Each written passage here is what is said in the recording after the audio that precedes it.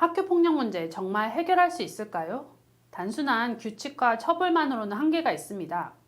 하지만 유럽의 여러 국가들은 이 문제를 해결하기 위해 놀라운 변화를 만들어가고 있습니다. 독일에서는 행복 수업이라는 특별한 프로그램을 운영하여 학생들의 정서적 안정을 돕고 있습니다. 영국에서는 총체적 학교 접근 (whole-school approach를) 통해 학교 폭력 예방을 위한 공동 대응 시스템을 구축했죠. 이러한 혁신적인 교육 프로그램 때문에 학생들은 학교 폭력 피해율이 감소하고 전반적인 행복 지수가 상승하는 효과를 경험하고 있습니다. 오늘 영상에서는 유럽의 학교들이 학교 폭력을 어떻게 줄이고 학생들의 행복을 증진시키는지에 대해 구체적인 사례를 통해 알아보도록 하겠습니다. 만약 여러분이 교육자, 학부모 혹은 학생이라면 이 영상이 새로운 인사이트를 줄 것이라고 확신합니다. 여러분이라면 과연 어떤 교육 방식을 선택하시겠습니까? 지금부터 함께 알아보시죠.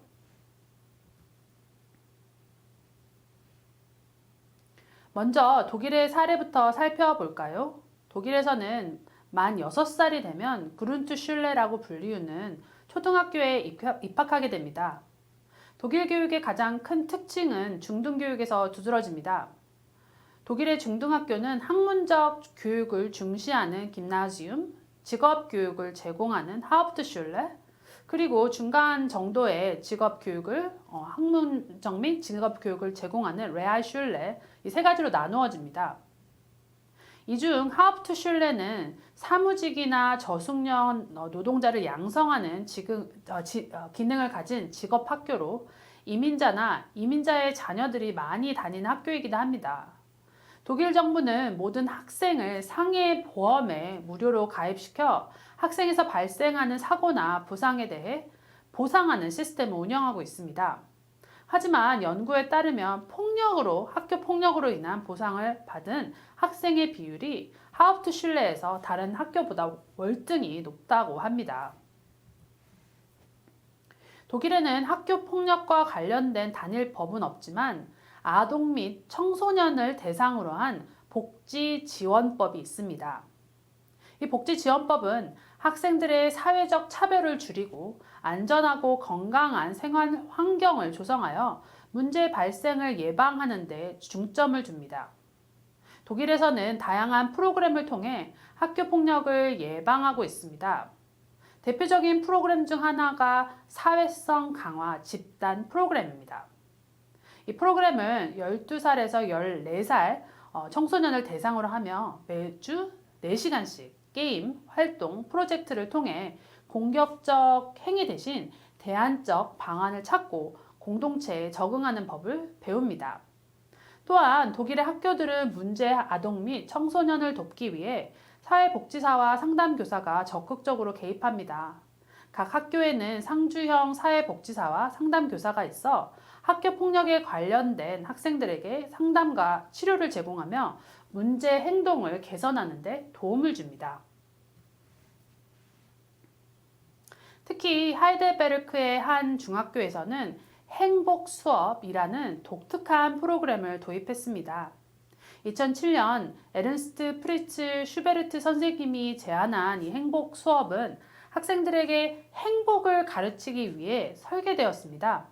학생들은 긍정 심리학, 성격 이론 등을 바탕으로 나 자신을 이해하고 자신이 무엇을 할 수 있는지, 무엇 때문에 어떤 걸 하고자 하는 마음이 생기는지 탐구하게 됩니다. 행복 수업에서는 공동체 의식 및 책임감을 심어주기 위한 다양한 활동도 시도됩니다. 예를 들어 친구를 들어 올려 금을 건너편에 전달하거나 통나무 다리를 건너는 놀이 등을 통해 학생들은 협동심과 관계 형성 능력을 기르게 됩니다. 또한 나쁜 성격을 파는 장터 활동을 통해 학생들은 자신의 단점을 장점으로 바꿔 생각해보는 경험도 하게 됩니다. 학생들은 매 수업 후 행복 노트를 작성하며 이를 통해 수업에서 배운 것을 일상생활에 어떻게 적용할 수 있을지에 대해 성찰하게 됩니다. 이 노트는 학생들이 관계 맺기에 대한 메타인지적 접근을 통해 자신을 돌아보는 기회를 제공합니다.